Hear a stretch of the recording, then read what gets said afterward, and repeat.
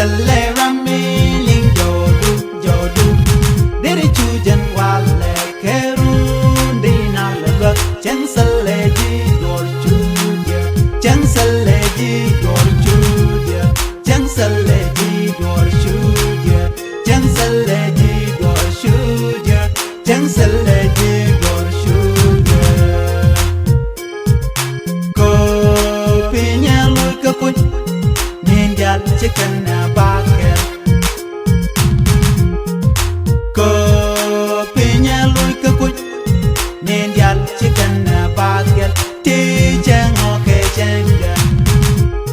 Ti nyan oke nyanda Ti jang oke janga Ti ino Ti jang oke janga Ti nyan oke nyanda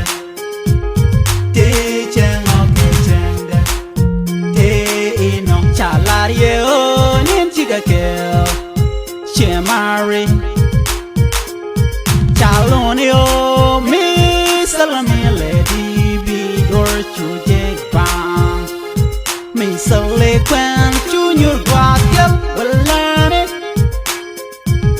Mi sale bi Junior guakel Walane Oh chujen chuge jiran Heavy do jay Heavy do jay baba Chang da kone chami yena gato Me kwa yeni tong mi purijit Dungu ela Bi kuji moy kemi gwa irun Ko pinya lui ka kun Ninjal shikan me bakel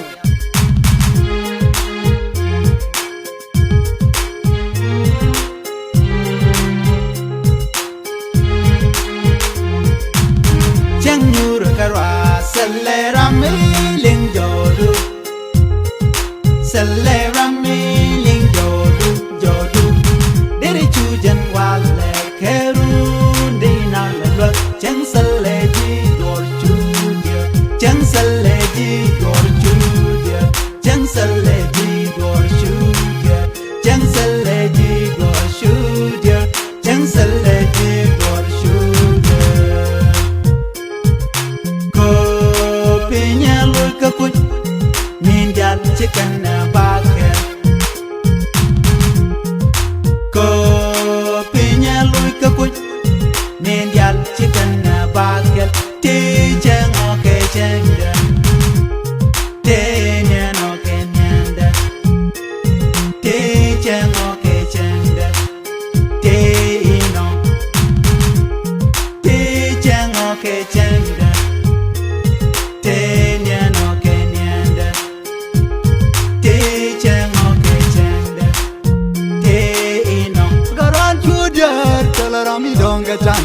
Telarami donga chan Agor jin kam ni loy dubum Halen jin kam ni loy dubum Hale gudam bangwang baleni gur Apoy ni chuy bangwang baleni long Kawada beni bijina wang kana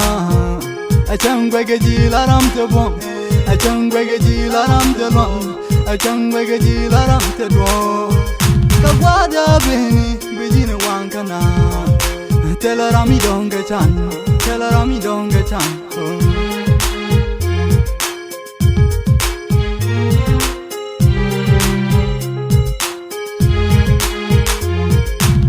Jang nyuru karwa Selera miling jodu Selera miling jodu Dere chujan wale kerun dina lebak Jang seleji gor chuja Jang seleji gor chuja Jang seleji gor chuja Jang seleji gor chuja Jang seleji gor chuja Ko pinya lui kaput Ninjal chicken bucket Ko pinya lui kaput Ninjal chicken bucket Ti jang oke jang